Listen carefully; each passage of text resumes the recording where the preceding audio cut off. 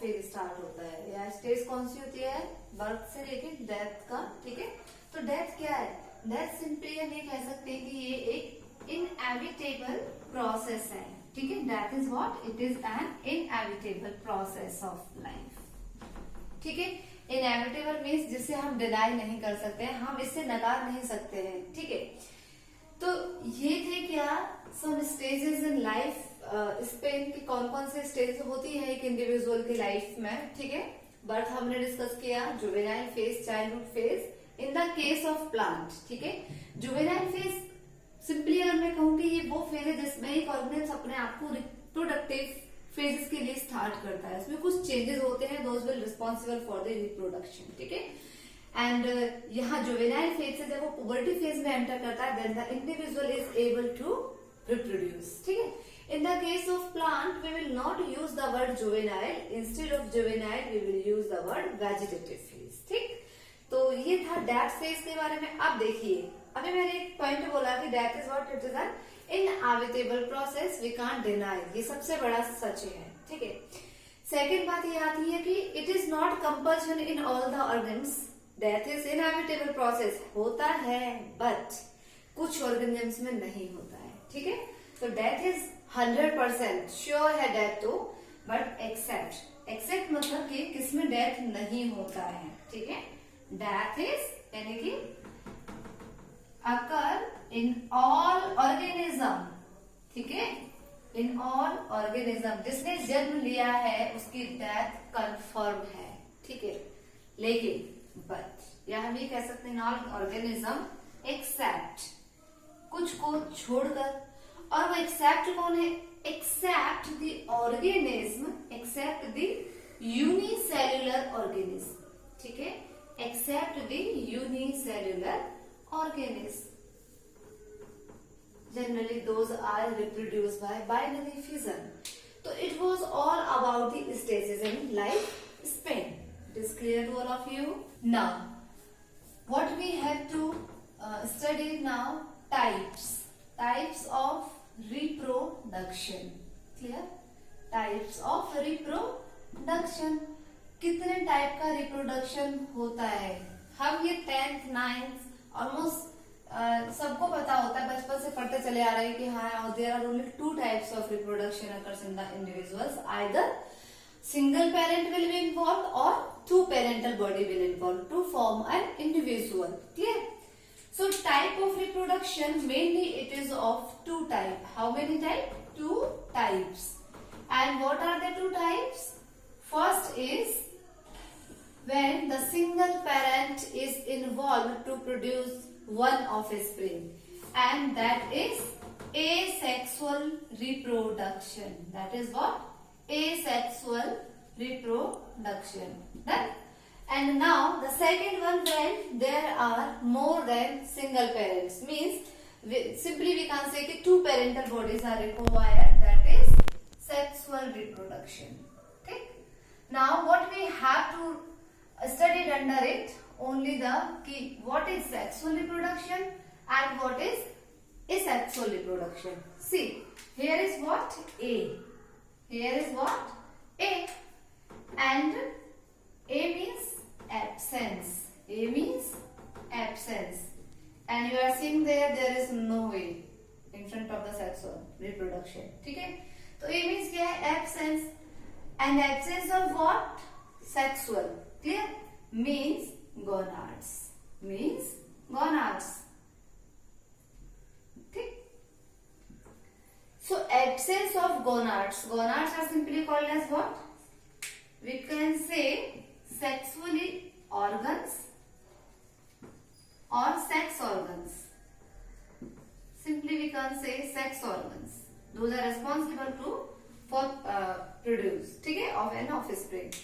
And here, यहाँ तो नहीं है ना ये, so simply हम यहाँ पे एक first difference क्या बनता है? First difference बनता है in the asexual reproduction, absence of gonads या absence of sex organs, while here occurs, we can say easily occurs means here in the sexual reproduction these gonads are present. Then Now, what will be the second difference in the sexual reproduction? This process is called as agametogenesis. It is agametogenesis. Agametogenesis. See, again here is the word a, gametogenesis. See, genesis means formation, gameto means gamete, a means absence. जब यहाँ gonads ही नहीं होंगे तो gametes का formation ही नहीं होगा, ठीक है? Then there will be no formation of gametes in the asexual reproduction. But here gametogenesis process occurs. यहाँ gametogenesis process होता है क्योंकि इनके पास में जो गोनाड्स हैं, those are present either in the single body of parent or in the different individuals. It is not compulsion कि एक ही individual के अंदर में एक ही, we can say here in the unisexual parent or bisexual parent can involve easily, ठीक है? लेकिन gametogenesis तो होगी.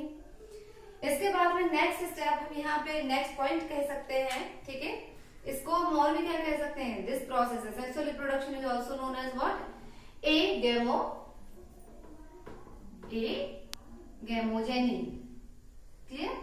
It is also called as agamogeny. Absence यानी कि जिसमें gametes इन्वॉल्व नहीं होते हैं, the process is known as asexual reproduction or agamogeny.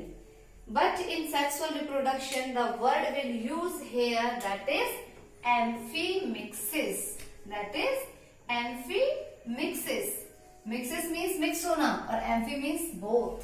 Means यहाँ पे दो पेरेंट इन्वॉल्व है, इसीलिए both the parents will involve, ठीक है? ये जरूरी नहीं है कि बोथ पेरेंट ही इन्वॉल्व होंगे. Some are the bisexual parental bodies are there, just like the earthworm, just like the flatworm, Taenia solium. In cases में क्या होता है कि only single parents has the sperm and ova in the single body, but वहां पे भी क्या होता है? Gametogenesis process occurs in the their different gonads and then the fertilization takes place, then the mixing होता है स्पर्म सेल्स का और ओवम सेल्स का. तो इसीलिए हम इस प्रोसेस को क्या भी बोलते हैं? एम्फीमिक्सिस. लेकिन ऐसा यहाँ नहीं होता है, ठीक है? अब नेक्स्ट डिफरेंस क्या हो सकता है? नेक्स्ट डिफरेंस है, अभी हम बार बार एक पॉइंट बोल रहे हैं बट हमने लिखा नहीं है, that is what? Single parent is involve. यहाँ पे क्या है? Single parental body is involve to produce a offspring, while here two parental body, ठीक है? यहाँ पे दो पेरेंटल बॉडी क्या होते हैं? इन्वॉल्व होते हैं, ठीक है? इसीलिए हम इसे क्या भी कह सकते हैं? We can say biparental reproduction. इसे हम क्या कह सकते हैं? बाई पेरेंटल प्रोसेस है ये, ठीक है? And this one is what? Uniparental process. It is what? Uniparental process. Then अब इसके बाद में नेक्स्ट की बात करते हैं. नेक्स्ट डिफरेंस क्या होगा? See, next difference will be in asexual reproduction is, that is in asexual reproduction जब यहाँ gametogenesis नहीं हो रही है, एंड ये आपको पता है कि फॉर द gametogenesis प्रोसेस सबसे ज्यादा इंपॉर्टेंट होता है सेल डिवीजन, ठीक है? और सेल डिवीजन में भी कौन सा सेल डिवीजन? मियोटिक, ठीक है? Meiosis cell division. लेकिन यहाँ पे क्या है? एक सिंगल पेरेंटल बॉडी है that can be easily splits into the two और many more daughter cells, then can easily the new offsprings can be produced, ठीक है? So here there is no meiosis division या meiotic division takes place, only mitotic division takes place, only mitosis. Clear? कौन सा cell division? Mitosis division occurs, only mitotic division occurs. लेकिन देखिए sexual reproduction में क्या होता है? For the gamete formation, for the gamete formation के लिए mitotic division will never used. उसके लिए माइटोटिक डिवीजन की रिक्वायरमेंट नहीं होती है क्योंकि हमें पता है कि in the sexual reproduction both the parental body have the same number of chromosomes, but at the time of gametogenesis what happen? At the time of gametogenesis the number of chromosomes number get reduced. The chromosome numbers gate half of its parental chromosomes, उसके parental chromosomes का जो भी number होता है उसका half हो जाता है। फॉर एग्जाम्पल हम ह्यूमन बींग्स में हमारा जो क्रोमोसोम नंबर है that is what 46 chromosome number, clear, and in the pairing form it is 23 pair, but what will happen at the time of gametogenesis, it will be only the 23 in the numbers, ठीक है। तो 23, if I am talking about the spermatogenesis like in the male individuals, sperm contain the 23 pairs, 23 number of chromosomes, and same in the case of female individuals, they also have the 23 number of chromosomes in their ovum, ठीक है। At the time of fertilization, what will happen? These 23 number of chromosomes will fuse to each other, means sperm and ovum will fuse to each other, then they will form a zygote, and then this zygote have the 46 number of chromosome, और यही 46 number chromosomes किसका था? उनके parental body का chromosome number था, ठीक है। तो यहाँ पे ये तो हुआ मेयोटिक डिवीजन की हेल्प से, गैमेट्स बने किसकी हेल्प से? मियोसिस की हेल्प से, ठीक है। लेकिन after the formation of zygote, zygote के फॉर्मेशन के बाद में जाइगोट में ही क्या होगा? फिर माइटोटिक डिवीजन होगा। जाइगोट क्या करेगा? माइटोटिक डिवीजन, 2, 4, 6, 8 लाइक दिस, ठीक है। तो 2, 4, 8, 16, 32 एंड 64, ठीक है। इस तरीके का डिवीजन करके वो क्या बनाएगा? एक मल्टी सेलुलर ऑर्गेनेल्स का फॉर्मेशन करेगा, ठीक है। तो हम यहाँ पे क्या लिख सकते हैं कि बोथ डिवीजन, बोथ टाइप मतलब both mitotic and meiosis,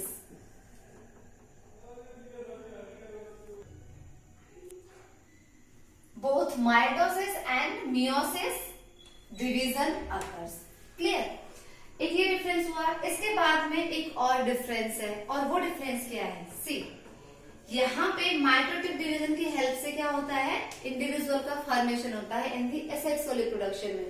parent जो सेल है वो डायरेक्टली अपने आप को माइटोटिक डिवीजन में एंटर करती है, जैसे उसके नए सेल्स का फॉर्मेशन हो जाता है। तो इसी की वजह से यहाँ पे क्या होता है कि जो उनके ऑफस्प्रिंग्स होते हैं they are 100% identical to their parents. So what we can write here, the offspring, ठीक है, which are produce, offspring means young ones, उनके बच्चे, ठीक है। ऑफस्प्रिंग्स विल क्या? 100% identical to their parental body or to their parents, ठीक है। तो यहाँ पे क्या है कि जो ऑफस्प्रिंग बन रहे हैं they will be 100% identical to their parents, right. While in the case of air, यहाँ पे 100% आइडेंटिकल नहीं होंगे। We are not 100% like our parents, it is not. क्यों? क्योंकि यहाँ पे क्या होता है? फर्टिलाइजेशन होता है, दो डिफरेंट गैमेट्स फ्यूज करते हैं, जिसकी वजह से हम 100% एक डिट्टो फोटोकॉपी अपने पेरेंट्स की कभी नहीं हो सकते हैं, ठीक है। तो यहाँ पे क्या होता है? वेरिएशन होता है, ठीक है। वेरिएशन होता है किसमें? Variation occurs in offspring. यहाँ पे ऑफस्प्रिंग्स जो होती हैं उनमें क्या होता है? वेरिएशन होता है, ठीक। इसके बाद में और क्या होगा? यहाँ पे जो ऑफस्प्रिंग बन रहे हैं जो 100% क्या है? तो यहाँ पे जो ऑफस्प्रिंग है जो 100% आइडेंटिकल है अपने पेरेंट्स के, इन ऑफस्प्रिंग्स को हम क्या कहेंगे? They will known as clones, they will known as clones, CLONES, ठीक है। एक क्लोन्स यानी कि एक पेरेंट से चाहे एक 2 सेल्स बने, 2 डॉटर्स का फॉर्मेशन हो, या मेनी मोर, उन दोनों डॉटर से फिर जितने भी फॉर्मेशन होगा, but they will all be 100% identical to their parents, ठीक है। तो इसी तरीके से एक क्लोन से अगर बहुत सारे क्लोन्स बनते हैं तो इस प्रोसेस को हम क्या बोलते हैं? रैमिड्स। क्या बोलते हैं? रैमिड्स, ठीक है। लेकिन यहाँ पे हम उनको क्या बोलेंगे? यंग वंस बोलेंगे, ऑफस्प्रिंग्स बोलेंगे। We will not consider as clones, क्योंकि क्लोन्स का मतलब होता है जो genetically and morphologically both are similar, ठीक है, to their parents, offspring and parental body. लेकिन यहाँ पे ना तो मॉर्फोलॉजिकली और ना ही तो जेनेटिकली 100% आइडेंटिकल नहीं हो सकते हैं, ठीक है।